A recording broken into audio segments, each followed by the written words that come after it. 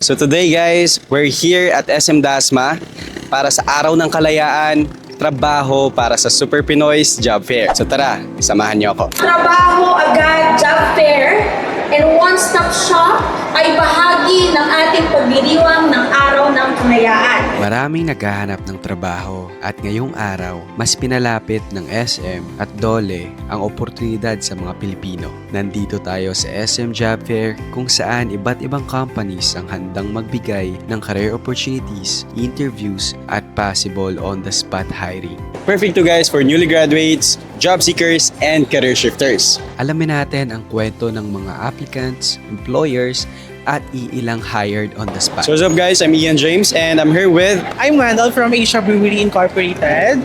And I'm Josh from Asia Brewery as well. What are the tips na may bibigay mo sa mga aspiring applicants natin today?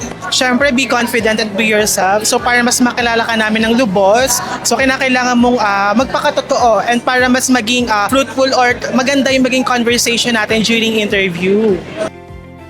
18 years old. 18 years old, so newly grad ka. Yes. So far so good po. Yung mga nag-hire po sa amin is very friendly po and madali lang din po makipag-communicate. Ine-expect mo ba sir na matatanggap ka kagad? Unang-una, hindi ko na-expect na makatanggap ako on the spot. Sa daming nag-a-apply, talaga nanalangin po ako sa Panginoon bago ako magpunta dito na sana mabigyan ako ng pagkakataon na magtrabaho sa magandang company ng Home Credit. Kumusta yung feeling na na-hire kayo on the spot? Masaya po. Nakakatuwa. Parang ang enjoy mag-apply ngayon.